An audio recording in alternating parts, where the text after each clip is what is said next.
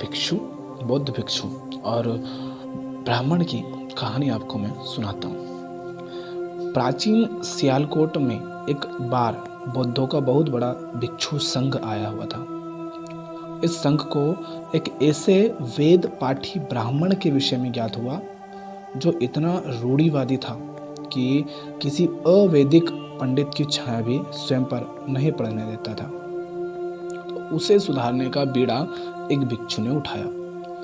अगले दिन वे अपना भिक्षा पात्र लेकर ब्राह्मण के घर पहुंच गया और पूछा, कुछ आहार पानी की सुविधा है? उसकी बात सुनकर घर के सभी लोग मौन रहे और उसकी ओर घृणा की दृष्टि से देखा।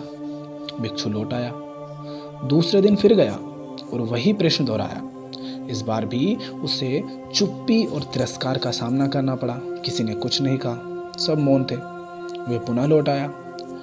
एक दिन जब वह ब्राह्मण के घर पहुंचा तो ब्राह्मण वहां नहीं था और नित्य आने जाने से ब्राह्मणी का मन पसीज गया।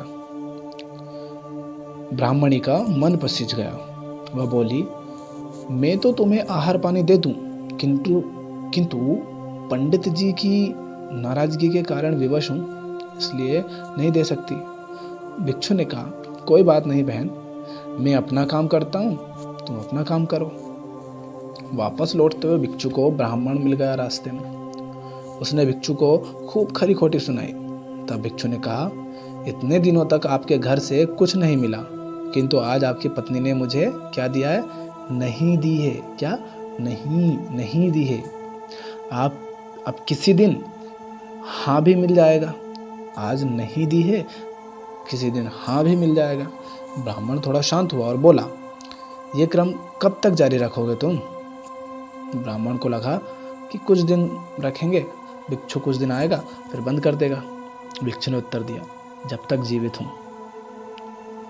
उसका यह धैर्य देखकर ब्राह्मण का अहंकार पिघल गया और उसने भिक्षु से क्षमा मांगी। तो वस्तुतः धैर्य व सहिष्णुता के बल पर बड़ी से बड़ी प्रतिकूलता को अनुकूलता में बदला जा सकता है।